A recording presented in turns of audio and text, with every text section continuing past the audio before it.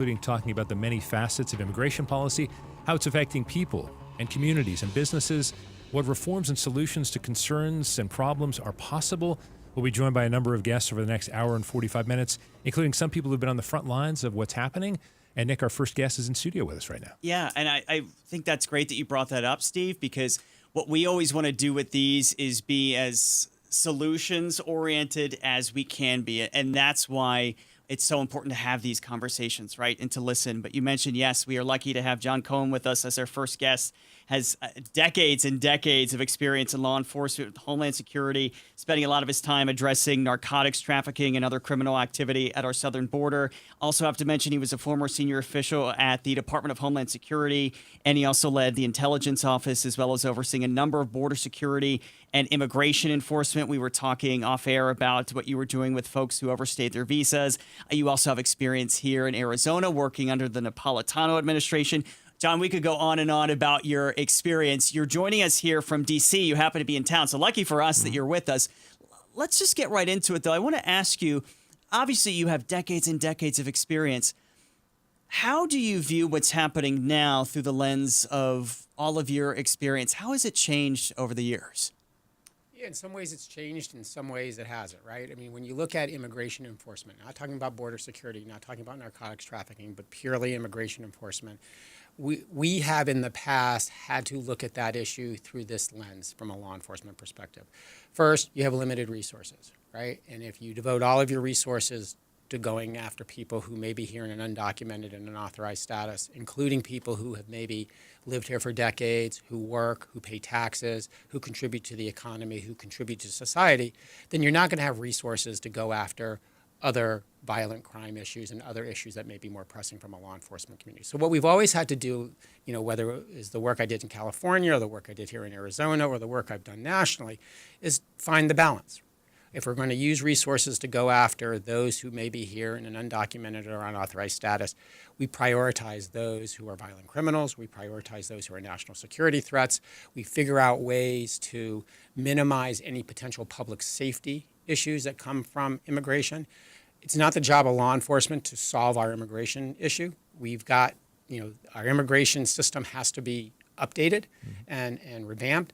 But it is the job of law enforcement to minimize the risk to the public. And I think there's a real debate today whether we're doing that effectively. We're drawing more and more resources away from gang investigations, drug investigations, counterterrorism investigations, national security investigations, from cybersecurity. We're devoting it to enforcement and removal operations, which seem increasingly to be focusing on people who are not violent criminals, who are people who fall into a different category. John, I really want to hear more about the priorities because, as you say, when they've been put in a different sort of list or different sort of order, I'm interested in the top-down communication. So when we have ICE agents or people from HSI or any other law enforcement department that is under the federal watch, yes, we know what the administration wants to do generally, but how clear is it made, this is what we need you to go do? Maybe numbers are involved in that. Maybe quotas are involved as well. How clear is it and how important is it for that clarity to be present? Yeah, that's a great question. It's critically important that law enforcement has clear direction from the elected official class on what they should be doing. I think you raise a very interesting point, which is I'm not sure there is a lot of clarity. You know, if you listen to senior officials in the Trump administration, you do hear different messages. There are some folks who are very clear that the focus is the worst of the worst, those people who are terrorists, potentially, those who are dangerous, violent criminals, gang members. There's not that many people who fall into that category. We have extensive vetting capabilities that apply to people who are coming into this country at the southern border, the northern border, and through other ports of entry. So the vast, the population of people who are really dangerous, who have come in an undocumented status, the number of people who are committing violent crimes who are undocumented or unauthorized is not as big as people think. On the other hand, you're hearing people from the administration say, we're going to go after everybody. We're going to deport 1 million people a year. From a policy perspective, that's a problem because, one, you're taking, as I said earlier, resources away from other important priorities. But two, if we were actually successful in removing that many people, you would see parts of our economy collapse. Our agricultural sector, our construction sector, our hospitality sector. whether we like to hear this or not, depend on labor by undocumented citizens. I think I heard a statistic the other day that 42% of people who work on farms across the country are actually undocumented migrants. If you were to remove 42% of that workforce, you would have farms closing down. We're already seeing meatpacking facilities in the Midwest who are having to shut their doors. That's causing political pressure to go up to national. So that's part of the dynamic as well. So if they're going to be effective, they need to give clear guidance to law enforcement, because law enforcement, I say this with love and affection to my profession, they need clear guidance on how they will enforce the priorities. But you also have to give clear guidance to the rest of society too. Yeah, because to your point, in talking about the farms, the president has waffled back and forth a bit. First, they were saying we were going to go after anyone who's undocumented pretty much anywhere, schools, churches, farms. And then about a week or so ago, the president backtracked on that. But then other senior members of the administration said, well, no, farms are now fair game again. What kind of an impact do you think that confusion has on the whole process? I think it makes it a lot more difficult if you're a law enforcement person to know where you devote your time. Are you using intelligence, for example, are you using intelligence to identify those individuals who may be involved in criminal activity, those individuals who may have derogatory information in our intelligence holdings, locating those people, fixing their location, and ultimately taking actions to either detain and remove them or to prosecute them criminally? Or are you supposed to be going out to Home Depot and to, driving up and down the street and going to schools and courthouses and picking up somebody who looks like they may be a migrant? Is it a priority to take people who are here under a legal status, revoke that legal status, and then put them through detention and removal? Look, we have, like I said before, we have limited resources. We have limited detention facilities. We have limited enforcement personnel. We have limited resources to remove people. And if you're spending a lot of time going after people who are not violent criminals, you won't have resources to go after people who are. John, that's where the clarity question, I come back to this as well, because for a long time we've heard about whether local law enforcement officers, whether police officers, are also expected to act as social workers in some sense. If someone's having a mental health crisis, do we put that on an officer who just happens to be there? So when it comes down to dealing with these different folks on the ground, do you think they know what they're supposed to be doing, I guess, at this point?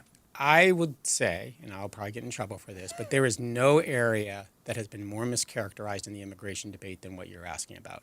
I have not met, and I work with chiefs and sheriffs, chiefs of police and sheriffs all across the country. I have never met a police chief, a sheriff, a mayor, or a governor who has said, I don't want my law enforcement people to go out and arrest violent criminals. I don't care whether they are born here in the United States or whether they are here legally or illegally. If they are violent, if they're a gang member, I want them out of my community. On the other hand, the responsibility of local law enforcement is to provide for the safety and security of everyone in the community. And they need people, including undocumented people, to come forward if they've witnessed a crime, if they're a victim of crime. So what local law enforcement has said in some communities is that, look, we will help you go after gang members. We will turn people over to you in the jails.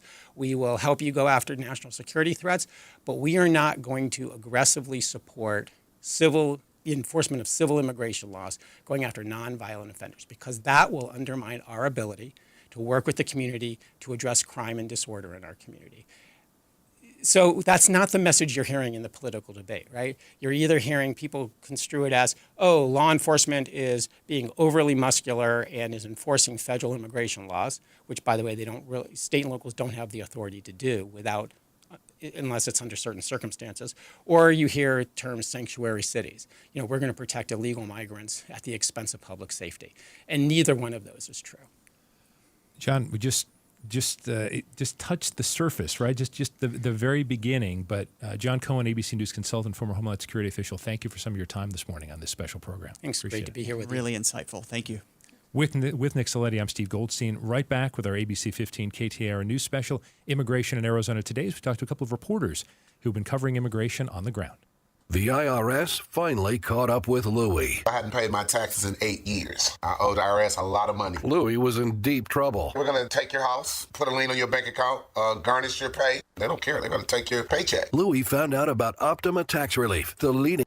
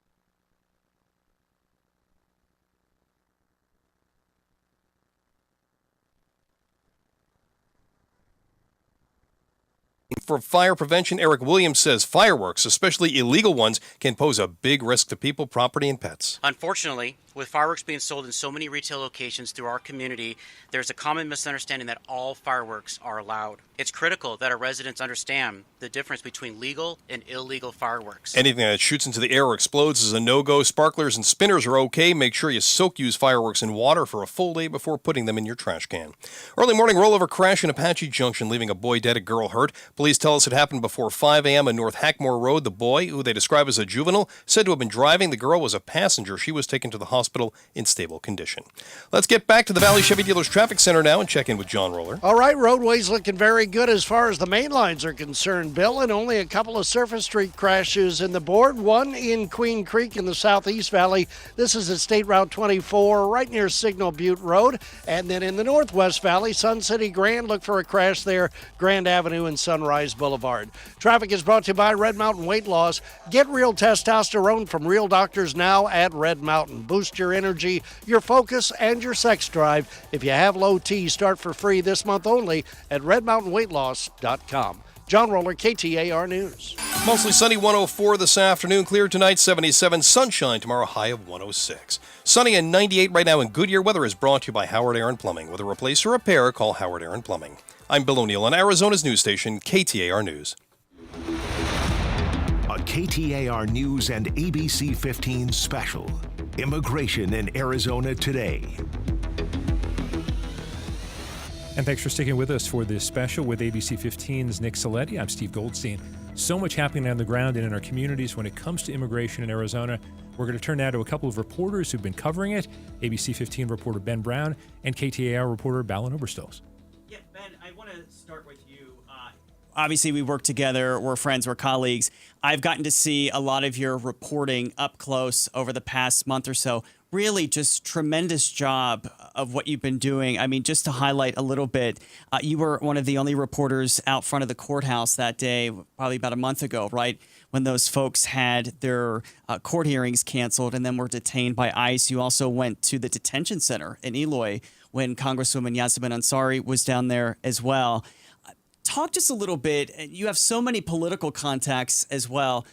Talk to us a little bit about how you see the situation currently and what kind of feedback you're getting, at least from the political folks. Yeah, I mean, to your last point, for your last guest, to his point, where he said basically Trump said, the president said he wants to go after the worst of the worst, but there's not that many that actually fall under that category. So now what we're seeing, when you mentioned that I was at the Phoenix Immigration Courthouse last month, what was happening was DHS was sending these people who had asylum cases to come to their court hearings. They showed up expecting to have a court hearing and see how that process played out. Instead, their asylum case was dismissed. And then after that, they walked out of the courthouse where ICE agents were waiting, and they were immediately detained and taking them to one of these detention facilities, most likely Eloy.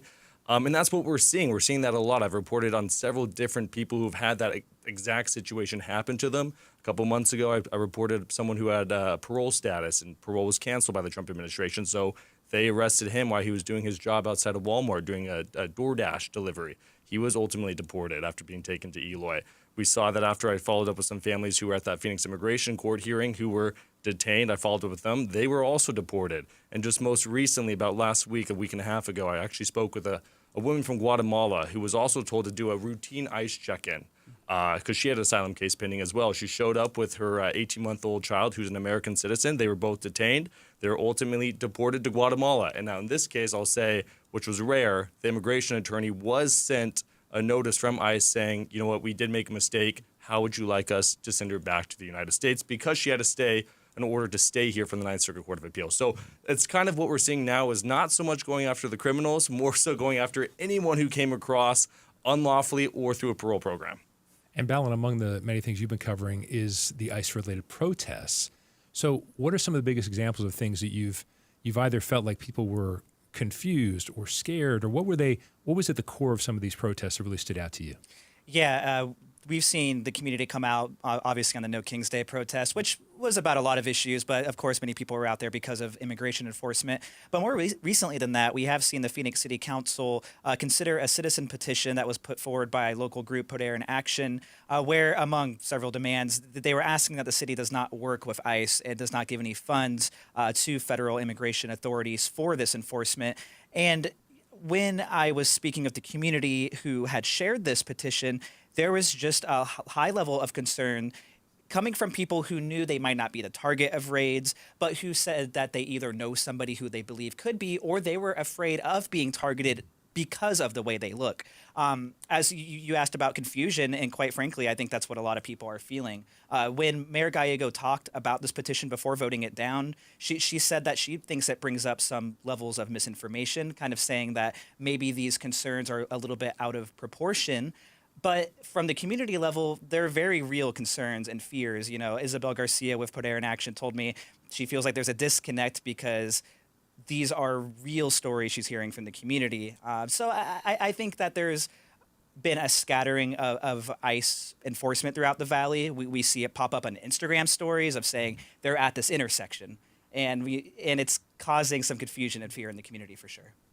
Well, to your point, we had that happen. I believe it was in Peoria about 2 weeks ago, where there was a false narrative somehow out on social media that it was ICE related, and it was something completely different. It was a law enforcement investigation, but did not have anything to do with immigration. But obviously, the nature of just the temperature of this, right, and how we see social media. This is a question for you both, but I wanted to ask, obviously, I think everyone would agree, of course, there's a need to know who is here, to vet people, to make sure that people are here that are supposed to be here and whatnot. But is the sense that you're getting from talking to people in the community and listening, is the sense that you're getting that people might now be afraid to show up for these court dates and appointments because of situations that they're seeing play out on social media or TV where people's appointments are getting canceled and then they're getting taken into custody? Are you getting that sense from the folks that you're talking to? Yeah, absolutely. I mean, again, going back to the group Put Air in Action, that's kind of the crux of what they're saying, is that there is more fears of going out and being visible, really, because of these raids, depending on the way you look, from the local Hispanic community. So I think so. I talked to an immigration attorney just recently when I was talking about that Guatemala case with that woman who's deported and sent back. She told me ultimately that, you know what, she might have to tell her clients, look, if you show up to these court hearings, you might most likely get detained now. So it's not saying like, you know, disobey the law, but hey, I'm just warning you, if you do show up, you know, make an educated decision on this, whether you show up or not. Which some may argue that is that counterintuitive then, because if you want people to follow the law, follow their court dates, follow the rules, but then they're afraid that they're going to be taken into custody, some would argue then that might create even more problems because then they're letting their status lapse. Exactly. And I mean, to your point too, also, if more people are afraid to go out, whether that's to a court hearing or go shopping or, you know, go grocery shopping, go to the stores, pay in entertainment, that hurts the economy. You know, the Fed Chair Jerome Powell said that there is an economic slowdown because of some of Trump's immigration policies in terms of going after workers in agriculture, hospitality, construction. I spoke to several farmers on background who are very concerned about this and how that's going to impact the food here in the coming months if this policy continues. Yeah. Guys, let's get on the point to make sure. We did reach out to ICE, offered them an opportunity to come on the program, and they declined. But just want to make sure we do cover that. Ballin, let me turn to you on this, because when we see folks in the street who are protesting, it almost feels like there is a risk they're taking as well. When Nick makes the point about whether you show up for a court hearing, that creates other problems. But even going out to protest, did you get a dynamic at all from anyone who, in spite of perhaps an internal fear that they may be putting themselves up or setting themselves up, especially when there still is confusion, that they might be setting themselves up to be lumped in with someone who perhaps is here illegally or undocumented, and they may be like, well, okay, you're kind of causing trouble for us. Maybe you don't want to do that. Yeah, I mean, I essentially heard that from at least one protester I spoke with who said, you know, I am putting myself at risk coming out here, but they felt like it was an important effort for them to be a part of. You know, at the protests at the state capitol, at least, there were a lot of people wearing masks, facial coverings, because that fear was very much real. It's something that is definitely getting to the hearts of people for sure. Okay, Ben, I want to follow you up. The mask made me think of something else, because there have been people who are concerned about a lot of people involved with ICE and HSI are wearing masks, and that has been non-traditional in law enforcement, let's say. Like if you're out there, you're identifying yourself, we know who they are. Has that been anything when you've done your reporting, whether at the courthouse or other places? Has that been a concern people express? Well, I'm not even sure these people are representing federal departments? They were just so confused about what was happening. And a lot of them, frankly, didn't speak great English. So I don't even think they were just kind of wrapped up in the moment. For that case at the Phoenix Immigration Court, yeah, almost all of them, I believe, had masks and covered their face except their eyes. Now, we've heard from immigration officials, they say they do that to protect themselves, right? Because people on the other end will go after their families or dox them, and there's concerns for their safety on that end. But yes, I mean, we've seen it maybe not just in Arizona, but in the LA protests, right? Who are these people? Are they actually with immigration officials? Are they actually with law enforcement? So there's those concerns. I haven't heard that here specifically in Phoenix, but again, I think people are just so confused of what's happening because they think they're following what they're supposed to do. They show up and they're like, whoa, wait, you guys told me to come here, and I thought I was doing it right. So I think to that point too, and the four of us as journalists probably too, it can be difficult to sort of decipher the seemingly moment-to-moment changes in policy, right? Where it's, okay, one day this group has parole status or deferred status, and now they don't. So I know as a journalist, candidly, it's been tough to follow because we get questions from our listeners, our viewers, hey, what's happening? Or I have a family member in this situation. Just curious for you two, what has that process been like to cover this as journalists and sort of not even day to day, but seemingly hour by hour, sometimes seeing those changes and having to decipher it?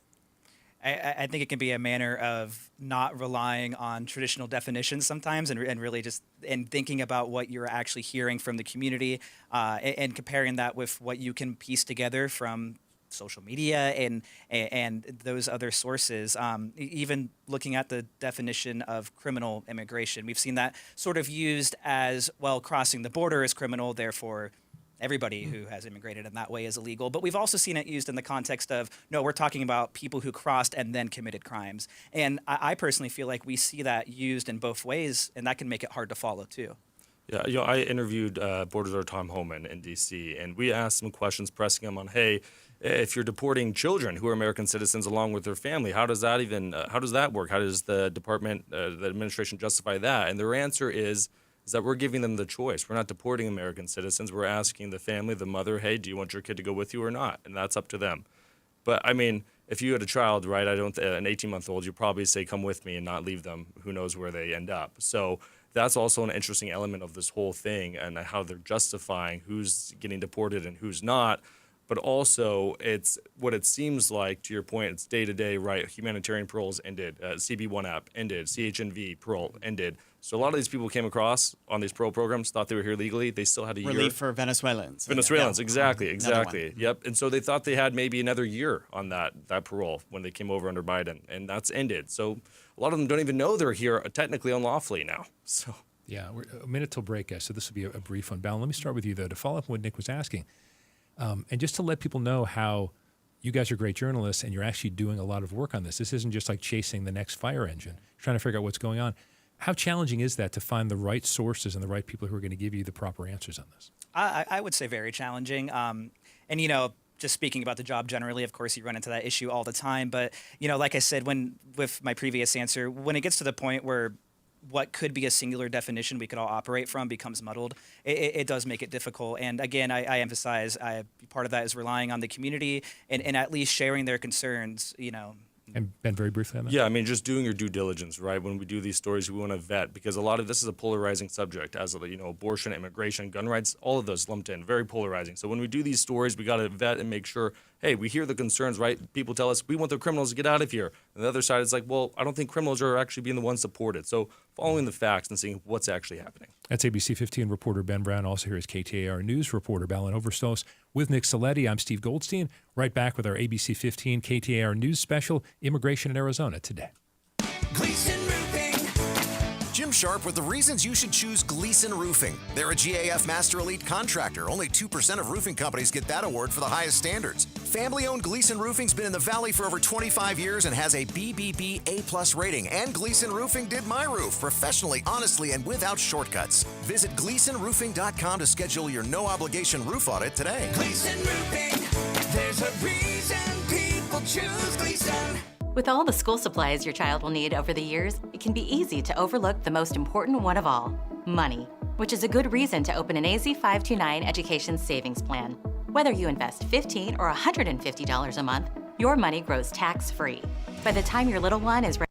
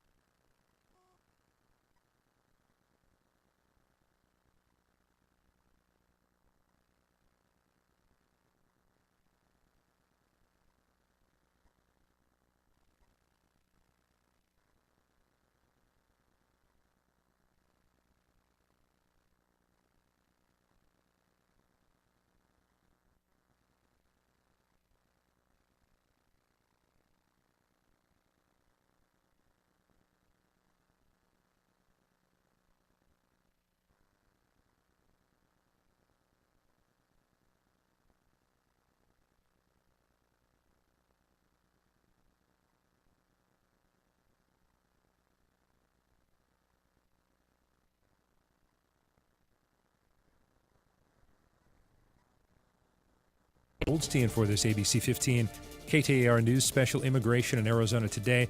Back to our conversation now with ABC15 reporter Ben Brown and KTAR Arizona, Ballon Oberstolz. Yeah, so during the break, we were talking about a recent CBS News article that came out referencing some new numbers coming from the Department of Homeland Security saying that about half, a little less, but about half of the people that have been detained by ICE currently do not have a criminal record, which would be in contrast to what the administration said they would initially do, which we were talking about in the previous break.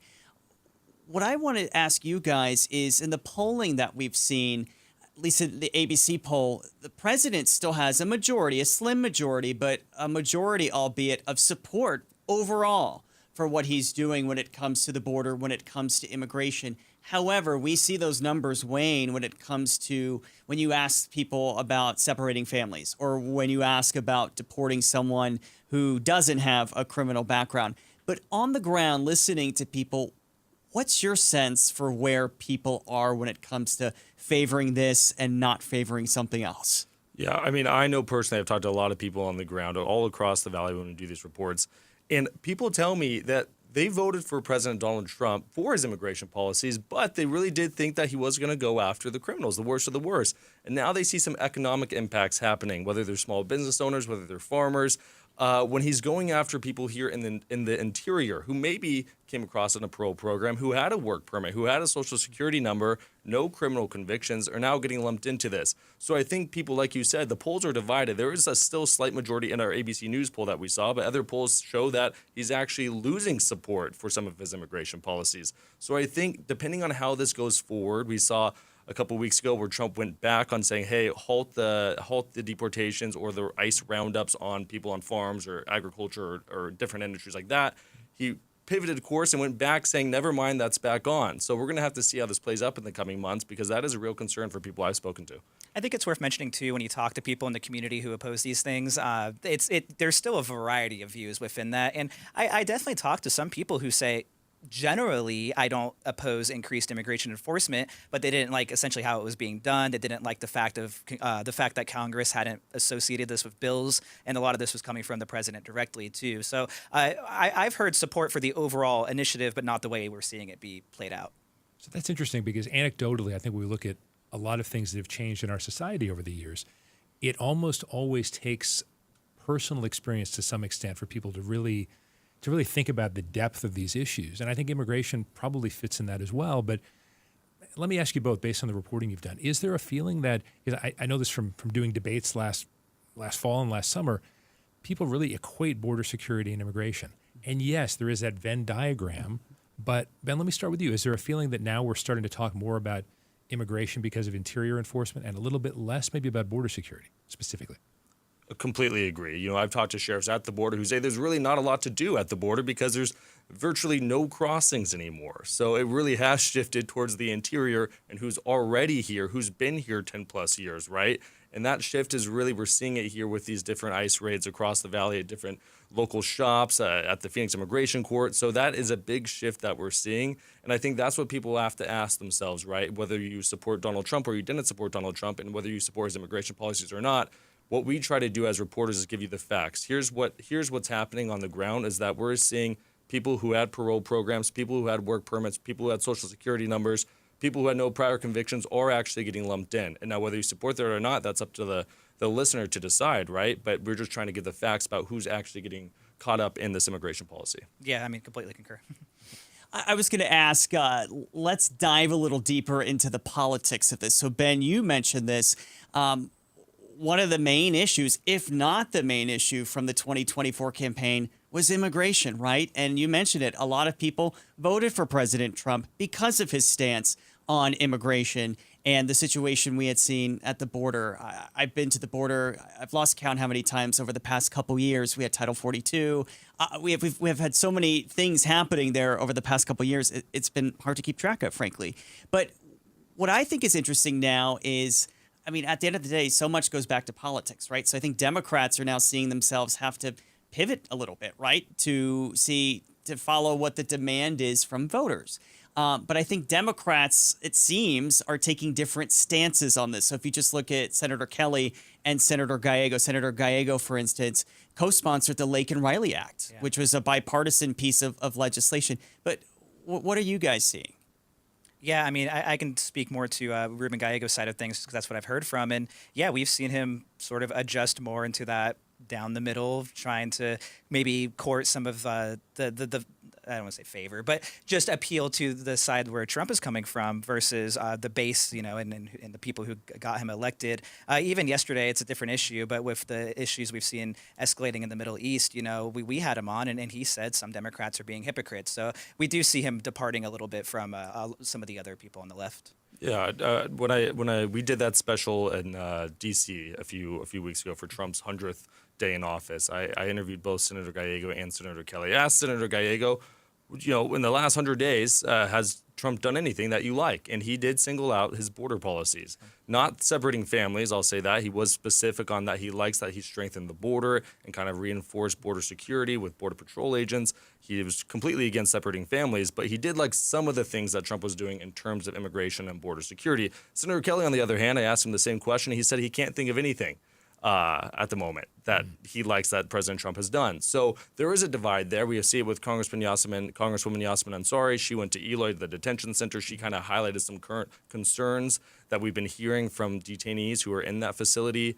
You know, on the other side, the Republican side, Congressman Juan Ciscomani, he's very supportive of Trump's policies, and he's touted what he's done on the border and how virtually bringing those crossings to zero is a great thing. So there's a big divide, but Senator Gallego seems to be kind of more playing that middle ground here, especially when it comes to immigration. Yeah, absolutely. Balin, briefly, locally. Mm-hmm. So we've heard about the federal, we've heard about Kelly and Gallego and Ansari. Have you gotten a vibe at all for at the city level? You mentioned so city councils or mayors, how they're feeling about some of this stuff. Yeah, I mentioned this petition in our last segment, but just to remind anybody who might be joining, the Phoenix City Council did recently consider a petition from a local group put in action, as well as support from other people in the community that, among other things, asked that the Phoenix City Council and the city does not use any of its funds to cooperate with ICE and federal immigration enforcement. And, you know, when that was voted down, the city said no. But Mayor Gallego also says that while they're not going to adopt this new policy, the city's values do not align with the Trump administration, and she really wanted to ensure people that we're not going to be really playing ball with ICE in this. And Phoenix city staff was repeatedly indicated that the Phoenix Police Department seems to not really have any communication with ICE, at least actively. That's what we heard at a Phoenix City Council meeting. But another councilwoman, Ana Hernandez, who previously had been higher in the state Democratic Party, she did vote for the petition, saying the fact that ICE can pull people from county jails is an example of Phoenix working with ICE. So that's kind of two different viewpoints on that. And we were talking a little off camera, too, about Prop 314 as well, which got approved. And obviously that's a whole separate conversation. But some folks in law enforcement were worried, well, what kind of a burden is that going to place on us now if we make immigration or illegally immigrating a state crime? Yeah. What does that do? And we can talk about that in our next hour because Yes. we have another hour coming up. We do have another hour coming up for this immigration special, Immigration in Arizona Today, ABC15 and KTAR News. First of all, let's thank Ben Brown of ABC15 and KTAR reporter Ballin Overstos. Thank you guys for your insights. Definitely appreciate your time today. Thank you, guys. And coming up in the next hour, yes, we're going until 2 o'clock. Nick and I are going to discuss all sorts of stuff with people who have been a little of the political spectrum, but also folks who've been in the courtroom. Yeah, someone who is a DACA recipient, someone who has worked in border security, some folks in the political realm as well. We got it all. With Nick Saletti, I'm Steve Goldstein, right back with our ABC 15 KTAR News Special, Immigration in Arizona Today.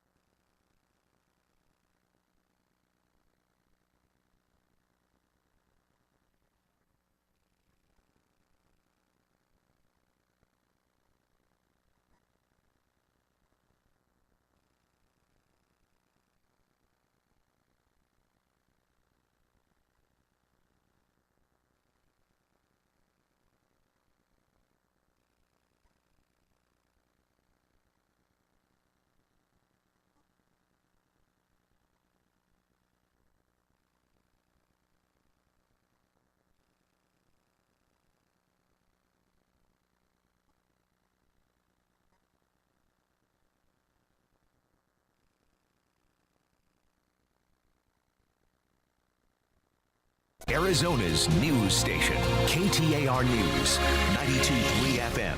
KTAR News, now. Good afternoon. It's 1 o'clock. I'm Bill O'Neill. Our news special, Immigration in Arizona Today, continues in just a few moments. First, the state budget saga continues. The Arizona Senate passing the original House budget and their continuation budget after the House's refusal to take up the bipartisan budget, which was passed by the state Senate. Senate President Warren Peterson ripping House Speaker Steve Montenegro. It doesn't take competence or courage to pass a budget that only has R's on it. Governor Katie Hobbs has said she'd veto both budgets because they were not negotiated in a bipartisan manner. The number one thing that we want Arizonans to know is we don't want to shut down. Speaker Montenegro tells the Mike Broomhead Show the governor needs to make a decision and sign one of the budgets. Following the president ordering strikes in Iranian nuclear sites, Arizona Congressman Greg Stanton said he didn't disagree with the president's decision, but he had serious questions about it. Congressman Greg Stanton joining Arizona's Morning News to give a more in-depth explanation about what he exactly means. He has not provided the American people nor the American Congress the reasons why he switched policies from a negotiation strategy to a military one. Congressman Stanton also saying that Congress was supposed to have a classified briefing yesterday, but the Trump administration canceled that. Former Santa Cruz County Treasurer has been sentenced for massive fraud. A 63-year-old Arizona woman and former treasurer has received a 10-year prison sentence for embezzling nearly $39 million from Santa Cruz County. Over a decade, she siphoned public funds into fake company accounts, buying real estate and vehicles.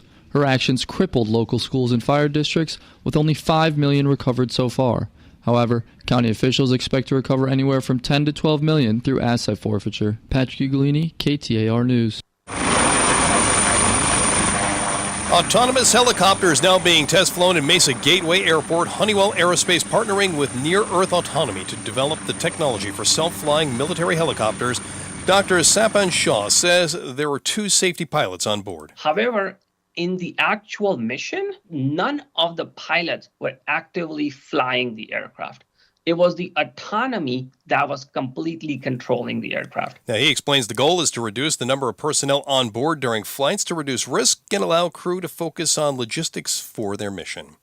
Census Bureau confirming what every real estate agent in the country has known for months now. The market for new homes, it has crumbled. ABC's Jim Ryan has the numbers for us. Sales of new single-family houses last month came in at a seasonally adjusted annual rate of 623,000, nearly 14% below the April figure and a 7-month low. New home data is closely watched as an indicator of the broader economy. The decline comes despite price cuts and sales incentives offered by builders trying to lure house hunters out of hiding. And on Wall Street, as we reach the closing bell on this Wednesday afternoon, the Dow Jones Industrial Average down 107 points today. The Nasdaq was actually ahead 61 points at the closing bell, and the S&P 500 it ended the day basically flat, right at about the starting point today. For more money news, visit the Business Center at KTAR.com. Let's get now to the Valley Chevy Dealers Traffic Center for a look at those roads. No real major problems out there to slow you down right now across the valley. Main line's looking pretty good. Do have a crash, Tatum Boulevard and East Williams Road Drive. This is in Phoenix. Traffic brought to you by America Roofing. America Roofing wants to give you some relief on your roof. Save 12% with their tariff and tax relief or get a free inspection online at AmericanRoofingCo.com. That's America's largest roofer. Mostly sunny this afternoon, high of 104. Clear tonight down to 77. We'll see sunshine tomorrow with a high of 106 degrees. Mostly sunny Friday and Saturday, 108 on Friday and 110 on Saturday. Bright and sunny right now, 99 in Mesa. Weather is brought to you by Howard Air and Plumbing. With a replace or repair, call Howard Air and Plumbing. I'm Bill O'Neill on Arizona's news station, KTAR News. KTAR News 92.3 and the KTAR News app. A KTAR News and ABC15 special. Immigration in Arizona Today. Welcome back to this special with ABC15's Nick Saletti. I'm Steve Goldstein. We're with you until 2 o'clock. In our first 45 minutes, we heard from a former Homeland Security official and reporters from ABC15 and KTAR News. And now Nick and I turn to a couple of guests who we expect to have strong opinions about current immigration policy, what's working and what could be better. Gina Swoboda is the chairwoman of the Arizona Republican Party. Gina, thank you for being here. Thank you. And Luis Acosta Herrera is a partner with Oracle Strategies and also a DACA recipient. Welcome. Thanks for being here. Thank you for having me. Yeah, appreciate you both being here. I just want to get right into it. My first question is for you, Chairwoman Swoboda. We know you're a supporter of President Donald Trump's and overall of his policies when it comes to immigration. I should also point out you are a supporter of having a guest worker program here in Arizona. And we'll get to all of this, but I just want to ask you candidly, seeing what's been happening over the past 6 months when it comes to immigration enforcement, and we know that the president had initially said that they would just be targeting criminals, people with criminal backgrounds. But we are seeing people without criminal backgrounds also being detained and removed. Where do you stand on that? Do you support that as well, removing the people who don't have a criminal record? So I think in terms of the prioritization, obviously we should be targeting people that have a secondary criminal record because everybody that's crossed the border unlawfully has violated the law. I believe what the Department of Homeland Security and ICE are attempting to do is kind of widen the aperture as they go. If a person who is here unlawfully winds up interacting with ICE and law enforcement when they're in the course of executing a task to, crack down on a money laundering operation or a drug cartel or whatever the case may be where they're targeting the hardcore criminal element, which is I think what you're referring to, those people are going to get swept up in it. But people voted to deport people. Like, to be clear, it was a very clear issue in this election. And in Arizona, we passed Prop 314 to empower local law enforcement to, get engaged with people that are crossing outside the ports of entry. So the voters of Arizona and the voters of the United States made it clear that that is what they want done.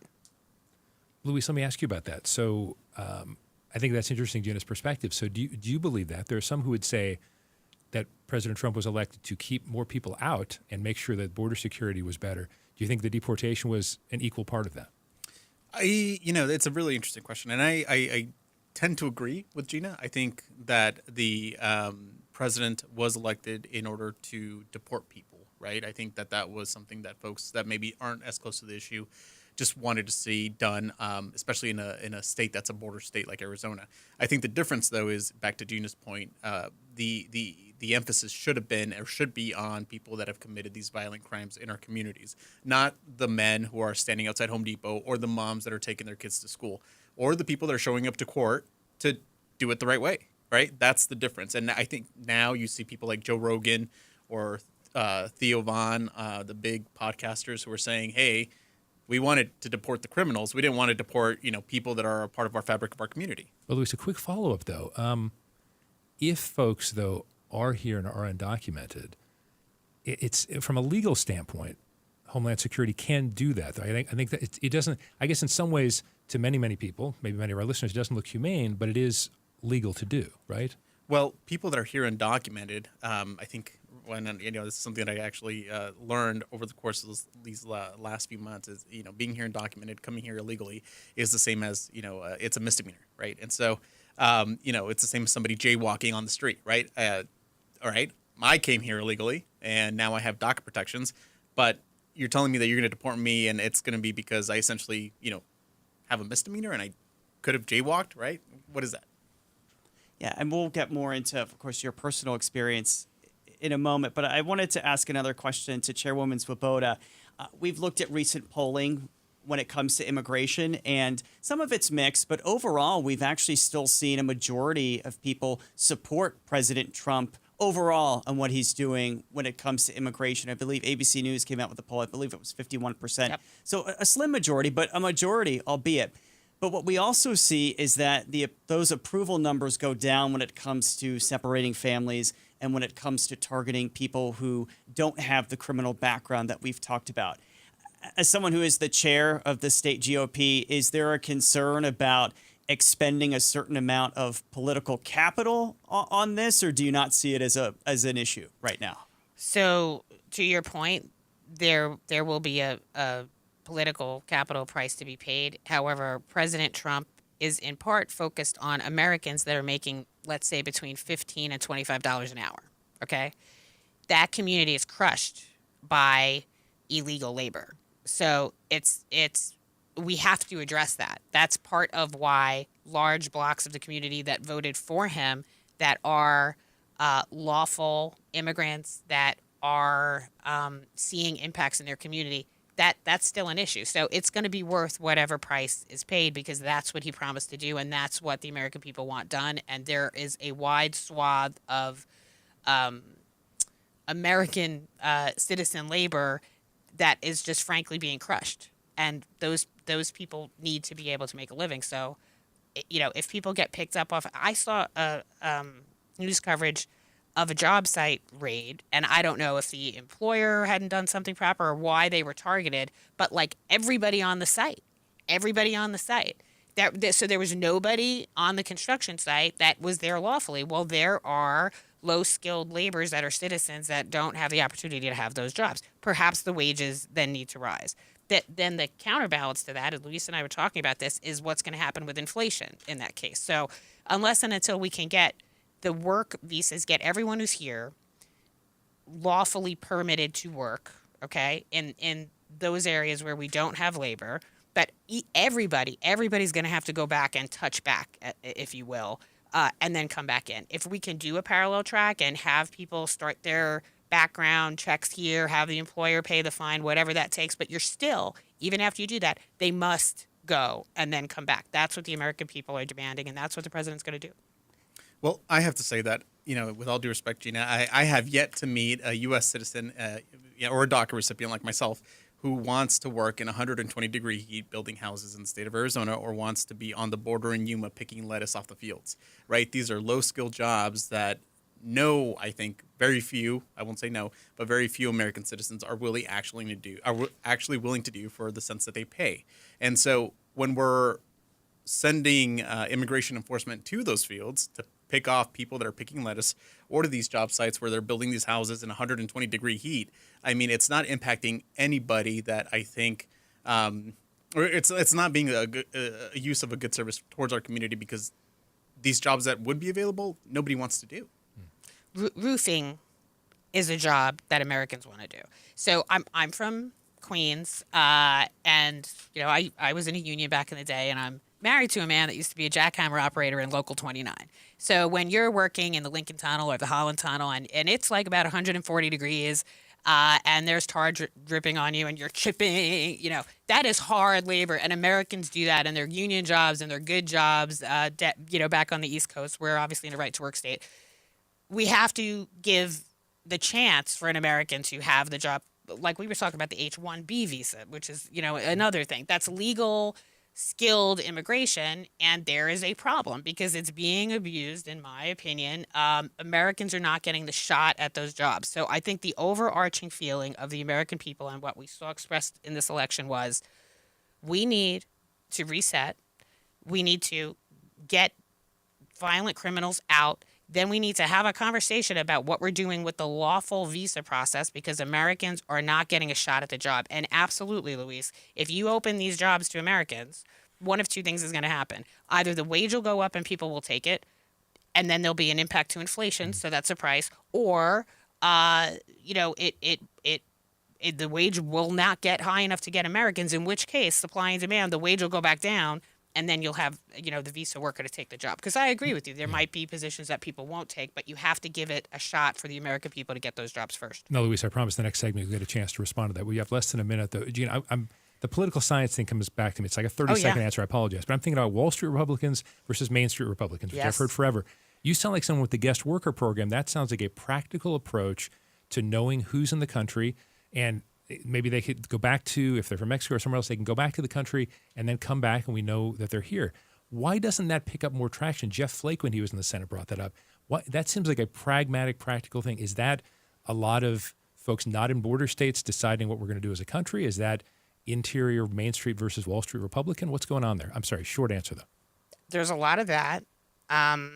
But I also think that the American people have been betrayed multiple times. The 1986 amnesty was a catastrophic error, and it created a magnet situation. So the people are not willing to have that conversation until we have completely reset the table.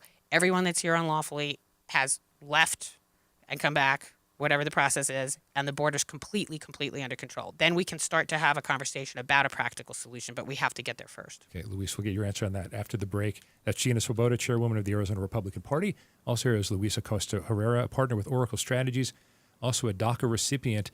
With Nick Saletti, I'm Steve Goldstein, right back with our ABC 15 KTAR News Special, Immigration in Arizona today. Get in the zone.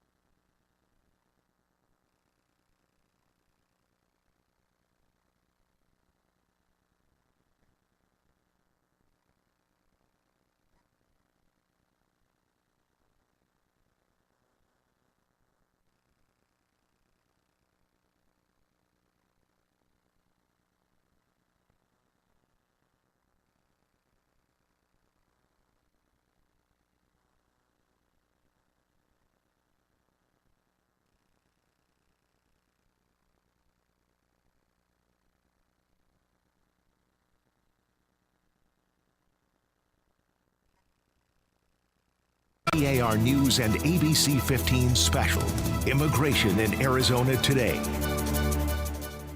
Welcome back with ABC 15's Nick Saletti. I'm Steve Goldstein. Our guests for the next 10 minutes or so, Gina Swoboda, chairwoman of the Arizona Republican Party, and Luis Acosta Herrera, partner with Oracle Strategies. Yeah, and our goal, of course, with this hour, we want to find solutions, and we want to have a healthy dialogue about this.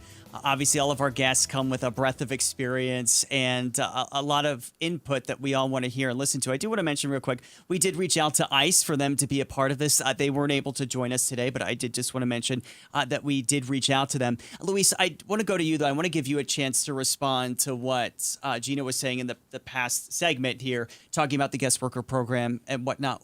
Where do you stand on what she was saying?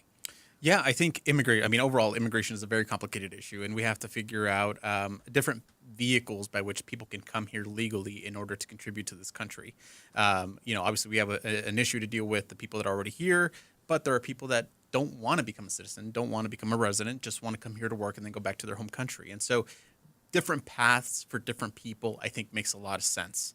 I think the biggest thing for me, though, as I think about how we would do this, is the fact that, there are industries, and I go back to this, there are industries where Americans can go right now to file paperwork to try to take those jobs from undocumented people, and they just don't do so because the wages aren't high or because the job is too difficult, and difficult shouldn't be the word I use, but it's just, one of those jobs that's in the sun in 120-degree heat, getting paid cents on the dollar, right? And so people just don't want to do those jobs. I wouldn't want to do that job.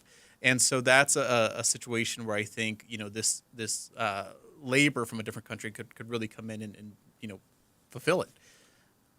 Luis, why do you think, and I asked you a similar question, why do you think it's been so hard? And I think back to We can go down the last, 5 Arizona U.S. senators. We can go to John McCain, John Kyle, Jeff Flake, Kirsten Sinema, now Ruben Gallego. I know comprehensive, that word, I think throws people off because it's just, oh my God, it's too much. But I think people, to some extent, at least I think polls have indicated this, want to get away from the patchwork at least. Like, let's try to fix this, let's try to fix that. And Gina said maybe that won't happen until people really feel like the border is secure. But why do you think it's been such a challenge so far to get enough people?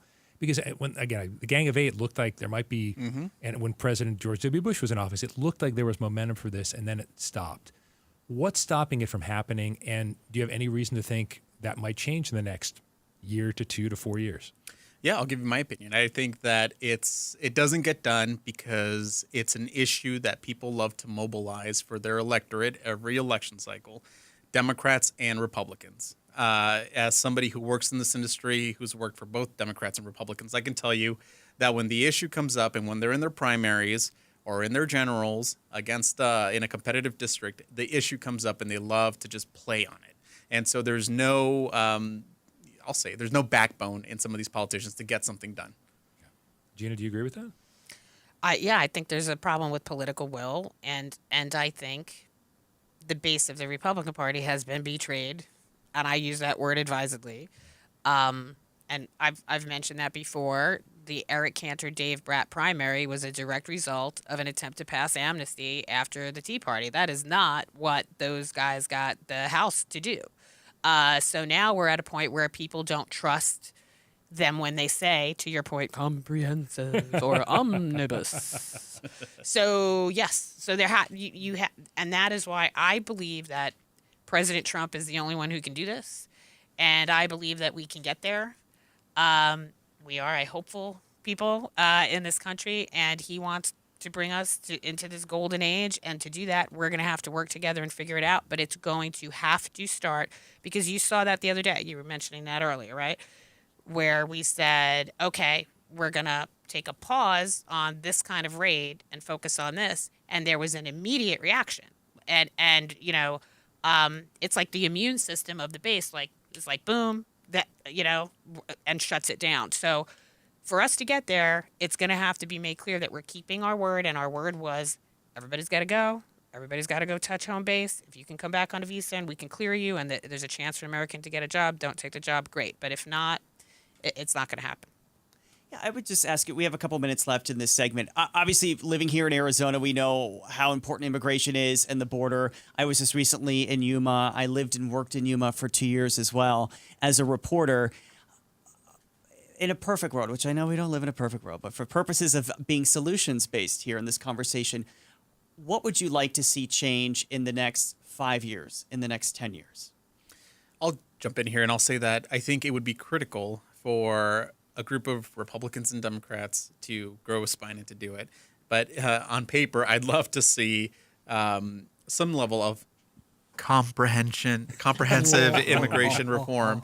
That includes a pathway to citizenship for DACA recipients. That includes a pathway to citizenship for DAPA, the Deferred Action Parents, that vets people accordingly, that puts money into the border to make sure that our law enforcement has the resources that they need in order to go after people that bring drugs or smuggle people, et cetera. And that there is a comprehensive way to go after the people that are breaking serious laws here in the country. I mean, I'll speak and I'll just say this out loud. I don't think that this country owes us anything or that we deserve anything. I think as a group of immigrants and folks who are undocumented, we just want the opportunity to give back to the country that we love so much. I love that about you. And you're clearly a good man in a situation as a dreamer, wanting to be whole, to be made whole, which is beautiful.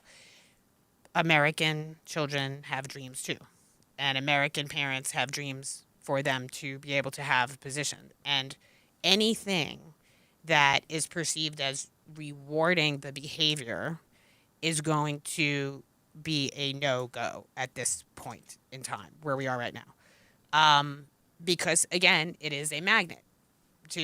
that this is we got here because of the 86 amnesty. People are like, well, there might be another one, let me come. And to then take people who are here and then are here, again, through no volition of your own, right?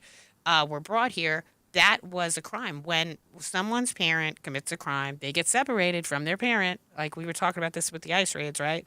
They go to jail if they get convicted and their child now doesn't have their parent. So, there are repercussions to committing unlawful actions, and the United States has to be based on law and order. And that was the huge turning point and the pivot point of this entire campaign. And the president's got to keep the promise.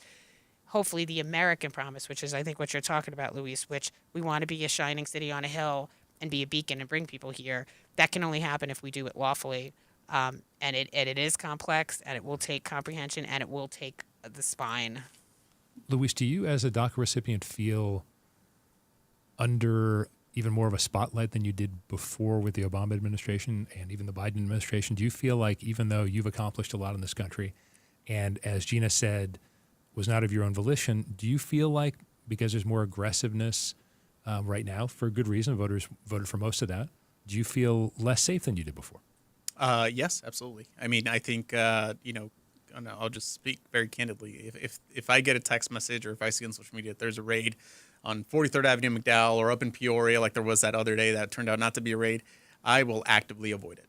And I do that because even though I have a certain level of protections, I think what we've seen under this administration is that the 14th Amendment of the Constitution does not matter, and people who are in my situation do not have a day in court anymore.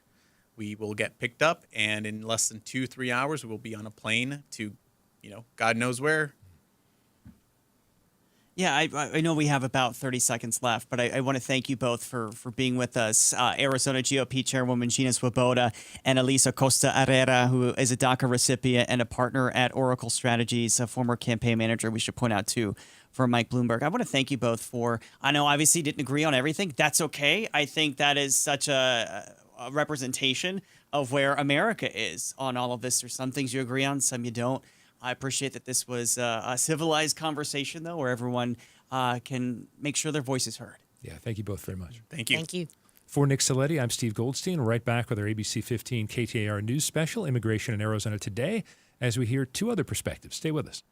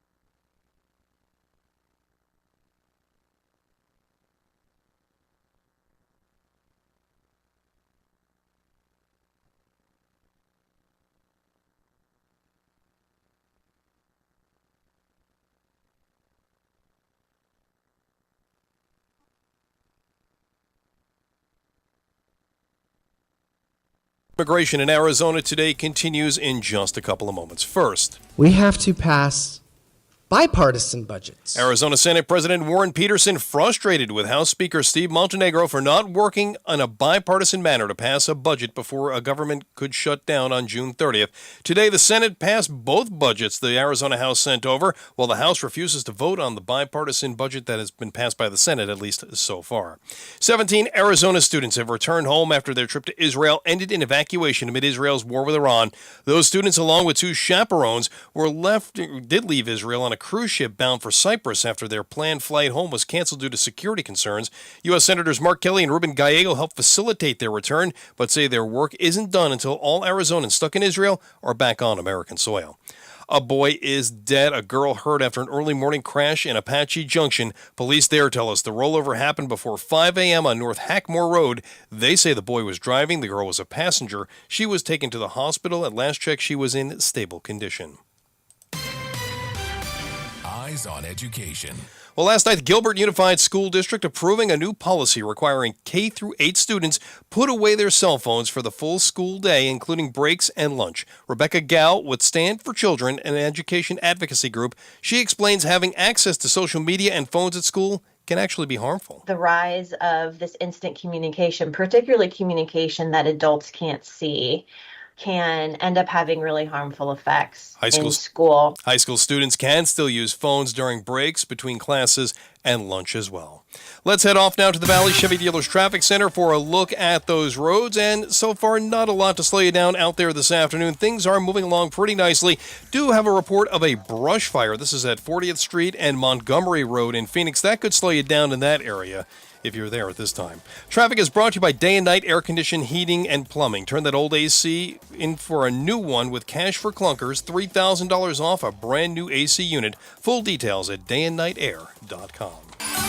Mostly sunny skies this afternoon, 104 for a high. Today, clear tonight, down to 77. Sunshine tomorrow will reach 106.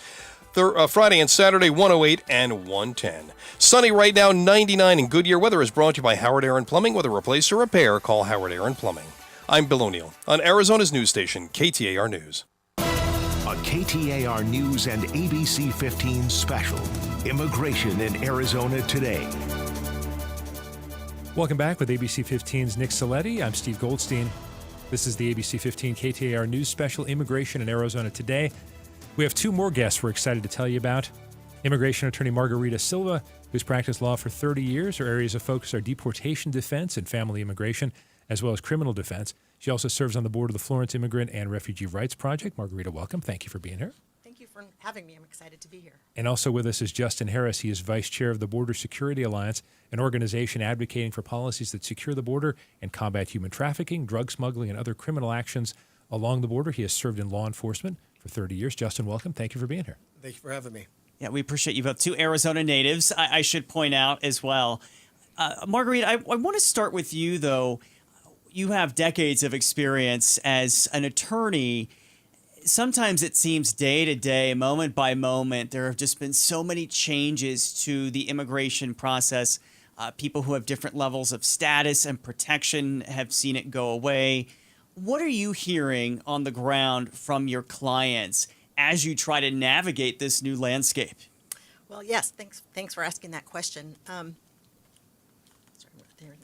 So I have been have had the privilege of practicing immigration law through several different presidential administrations. So I have seen changes over time, and I can tell you that as of today, people are scared like they have not been in the past.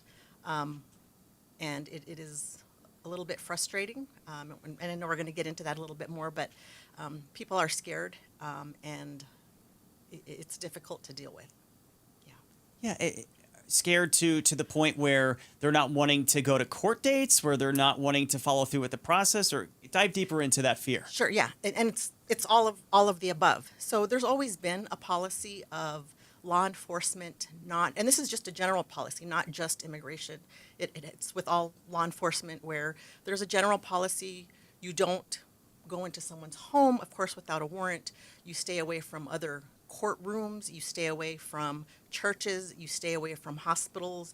You don't go arrest someone when their spouse is having a baby. And those are just general policies, and I think those are good policies. That does not exist anymore. Courts want to encourage people to go and handle their cases. And when people hear that they may be going to court, they may be going to their child's graduation, they may be attending a medical appointment, that there's a chance that they're going to be detained there, that causes chaos, that causes fear, and it causes real damages to families. Justin, tell us what you're seeing, because there's no question, we've had several guests on so far to talk about this, that a lot of Americans who voted for President Trump voted because they wanted more border security. They wanted to see fewer people coming across the border. They also wanted to see immigration enforcement, immigration crackdown.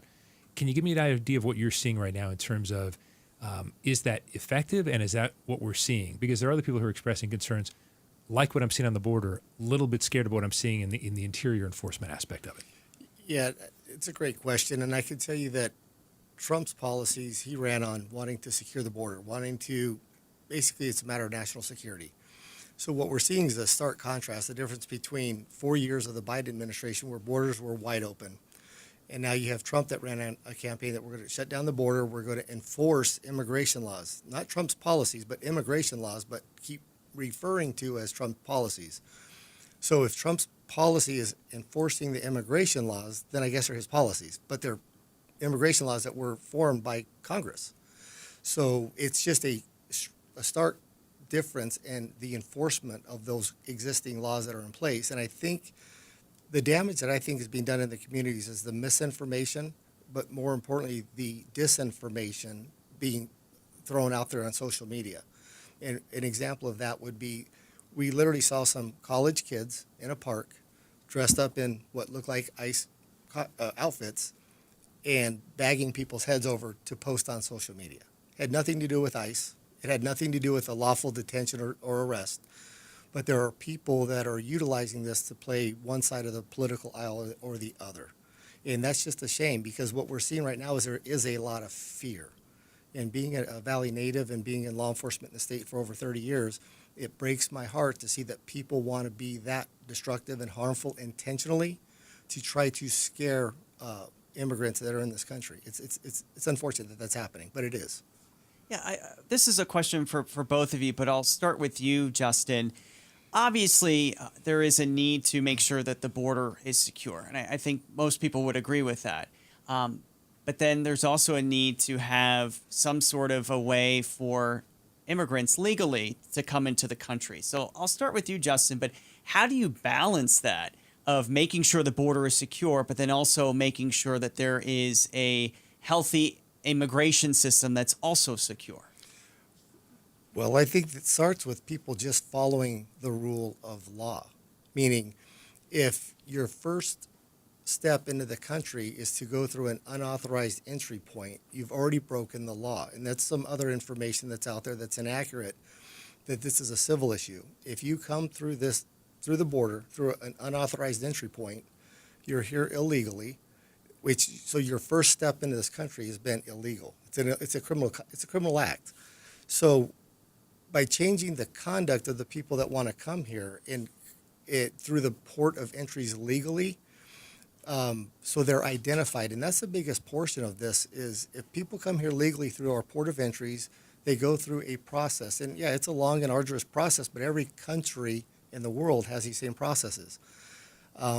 It starts by people that want to come here following the law, following the rules that are currently in place, and looking at some other, not comprehensive reform, but maybe adding to the current laws that we have in place for guest worker programs, because we obviously need the workers, right? But there's got to be an easier process for that. And personally, for me, I think those are pretty easy decisions to make when you're doing it for the right reasons.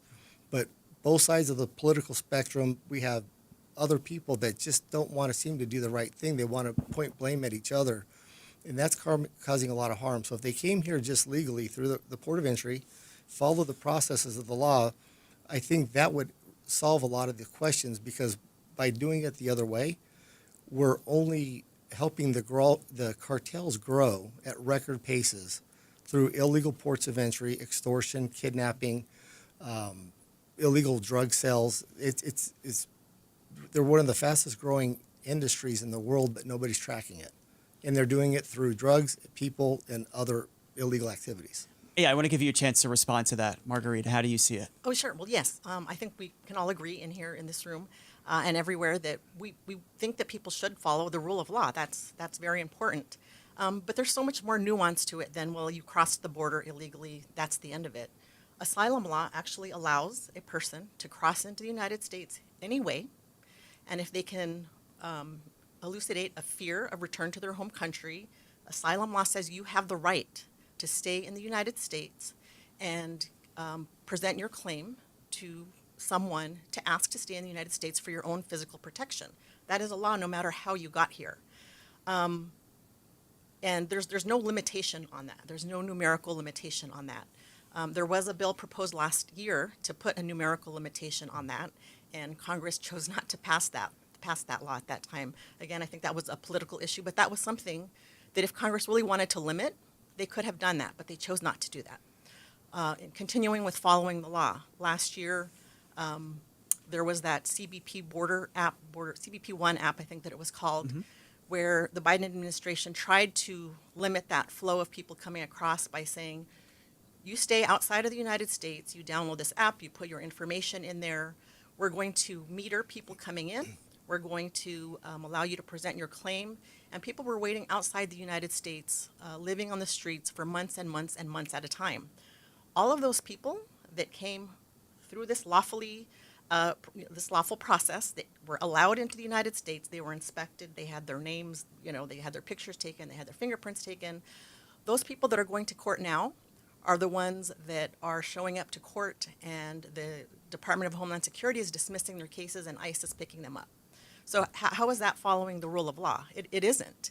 In my mind, because these people followed what they thought were the lawful process by waiting outside the United States, downloading the app, going through this process, and now they don't have the opportunity to go forward with their case. So there are so many different kinds of programs. We can't just say, every immigrant is going to be treated this way. But specifically with asylum, that's just something that's been Briefly, Jessica, because I want to ask you a quick follow-up. Yeah. Thank you. I just want to touch on the asylum entry. We know that is a legal way to enter. However, we also know that asylum is abused, it's overused, and less than 2% of the cases actually are authentic or genuine, because illegal immigrants are being told, skip the border and enter through the asylum process. So it's actually created a backlog in the court system, because their asylum is escaping the country because of fear of persecution from your government. Most of them are trying to come here for work. It's not because they're fearful of their government. There's just no jobs. So that's what I'm saying, is even advocates on that side of the coin are sharing bad information to use asylum as a backdoor or a loophole to get into this country. And very few of those cases are ever heard. I have a different question I want to ask, but we have about 30 seconds to break, Margarita. Why don't you take us to break and respond to what Justin just said? I think that's probably true as far as the grant rate of asylum cases is probably very low, and it is very country specific. So the asylum cases that come from our southern border are probably less granted than in other cases, but you still have the right to due process to present your claim. And I agree that cases should be heard faster. But there aren't the resources for that, where they're being diverted elsewhere. Okay, that's experienced immigration attorney Margarita Silva. Also with us is Justin Harris, Vice Chair of the Border Security Alliance. He's been in law enforcement for 30 years. With Nick Stiletti, I'm Steve Goldstein. We're coming to the close pretty soon of this ABC15 KTAR News Special, Immigration in Arizona Today. We'll wrap up with our final segment right after this.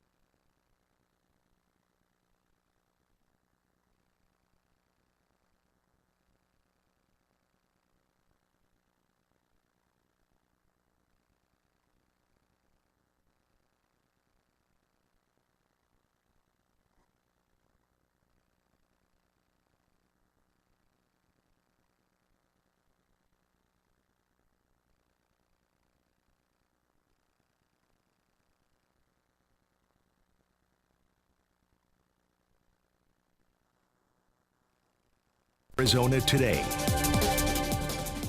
Welcome back with ABC 15's Nick Saletti. I'm Steve Goldstein. We're joined for the last few minutes of the program by Margarita Silva, Valley immigration attorney. She's practiced law for 30 years. Her areas of focus are deportation defense and family immigration. Also with us is Justin Harris, vice chair of the Border Security Alliance, an organization advocating for policies that secure the border and combat human trafficking, drug smuggling, and other criminal actions along the border. He's served in law enforcement for 30 years.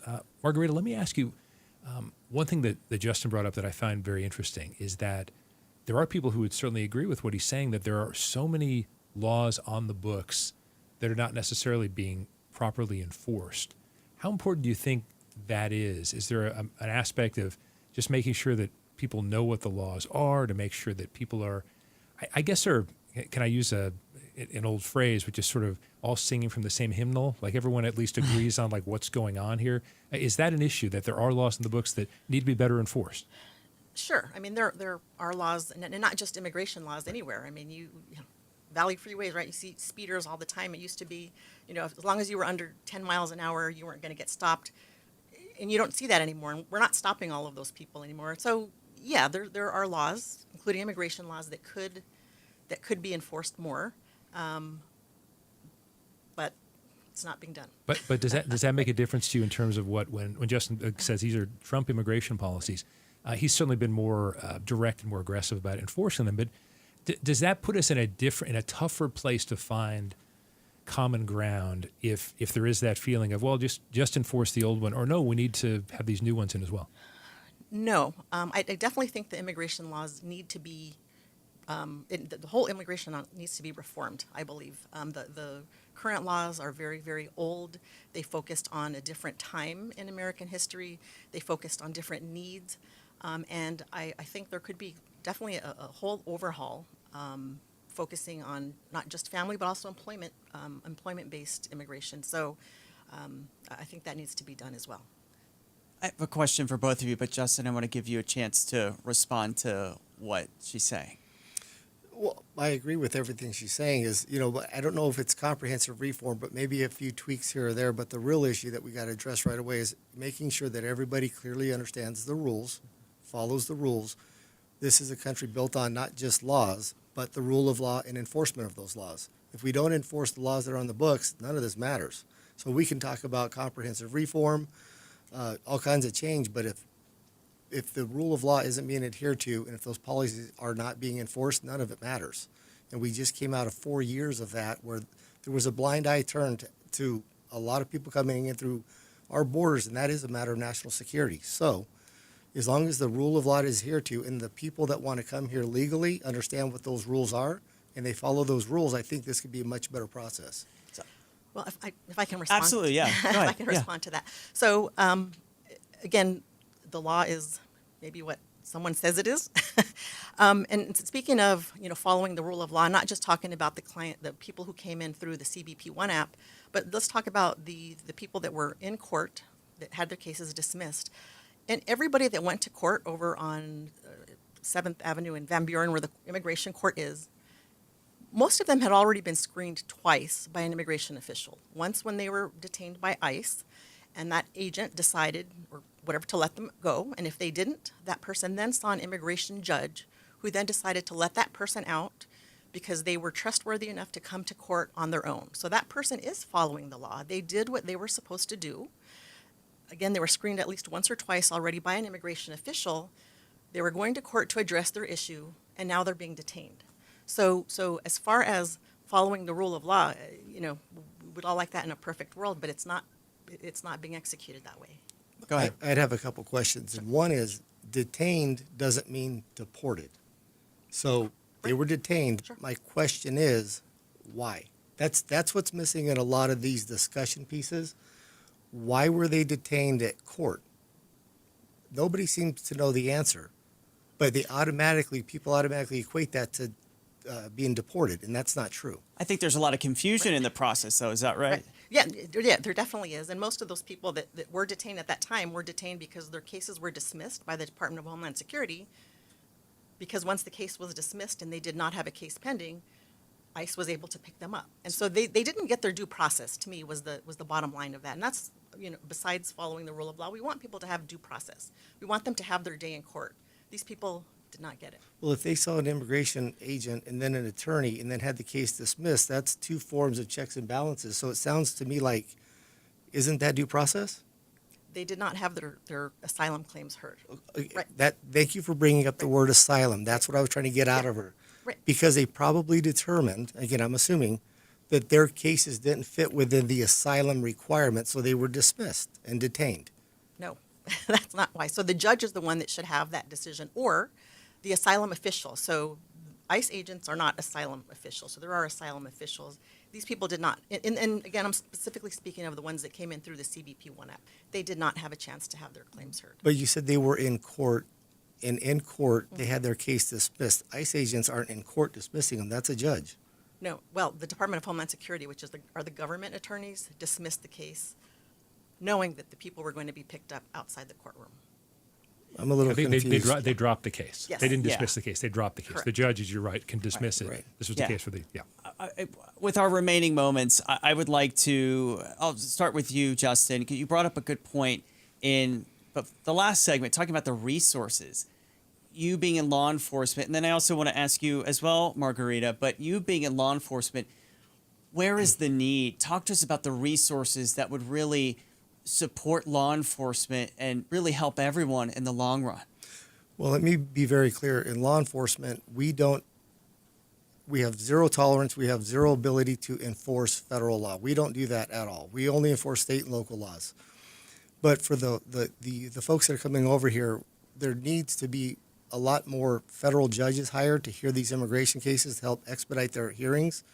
But local law enforcement, back in 2000, if we arrested anybody for a crime that was either a state or a local violation, one of those questions was, are you here legally? We don't even ask those questions anymore because local law enforcement does not want to get involved in federal immigration policy at all, because what local law enforcement cares about is the safety within the community. We don't care what your status is. What we care about is whether or not you're a victim or a criminal or a suspect, and we treat everybody the same. We're not here to differentiate between your status illegally, legally, American citizen. If you commit a state or local crime, we're going to arrest you, and we're not going to ask those questions because we want the victims to feel safe. We want the witnesses to know that they can speak to local law enforcement to participate in the criminal investigation. We don't want to scare anybody. Local law enforcement is here for our communities. We're here for the people, regardless of their status, and I want to be very clear about that. Margarita, how do you see it? Where would you like to see more resources allocated? Well, obviously, I think I would like the immigration enforcement, which is what our segment here is about, to be focused on dangerous criminals, people who are national security risks. Obviously, like Justin already knows, law enforcement does have priorities, right? You can't pull over everyone who speeds, but you're going to focus on, the DUI or somebody that you're specifically looking for. And I'm seeing that's actually not happening right now. I am having some immigration cases where the respondents, meaning the people who are going through court, are dreamers. They're protected by deferred action, so they physically cannot be deported. Yet the Department of Homeland Security is opening cases to put them in the deportation court, taking up more time from other cases that could be heard, like asylum cases. And so now, they're going to be going through years of hearings when they can't be deported because they already have deferred action. So, what we're hearing, or the message that's going out, they're going after criminals and dangerous people as a priority. I don't see that happening actually in day-to-day on the ground. We'll have to wrap it up there. Thank you both so much for being here. Thank you. Immigration Attorney Margarita Silva, Justin Harris, Vice Chair of the Border Security Alliance. Covered a lot of ground over this hour and 45 minutes, Nick. A robust conversation, I think. Obviously, we know we're not going to solve all the problems in this, but I think having the dialogue is a great place to start. This has been a KTAR ABC 15 special Immigration in Arizona Today. For Nick Saletti, I'm Steve Goldstein. Thank you so much for listening, and stay tuned for the Chris and Joe Show next on KTAR News.